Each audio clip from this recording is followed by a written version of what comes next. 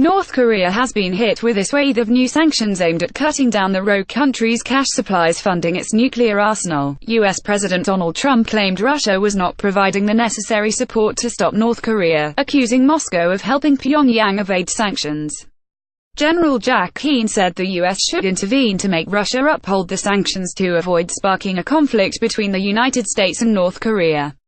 He said, "We gotta pull out all the stops now. The fact that Russia is backdooring North Korea and helping them should not be a surprise to anybody. KCTV MSNBCNorth Korea. Kim Jong-un has refused to give up his nuclear arsenal despite heavy sanctions for that matter. If that is significant help no matter the pressure we put on Russia, it means that North Korea will likely escape any economic collapse and be able to sustain itself. Which brings us closer to a military option," the retired four-star general added. Mr. Trump should ensure the rest of the international community abide by the economic sanctions, including Kim Jong-un's allies in China. Reports from South Korean newspaper Chosun Ilbo suggest Beijing continued to transfer fuel to North Korean ships despite having voted in favor of the economic crackdown on the rogue regime. General Keane told Fox Business, "I think some things we should do is make certain that all the other countries have shut down their trading." Thursday, January 11, 2018. A female soldier on duty in high heels. "We gotta pull out all the stops now, Jen.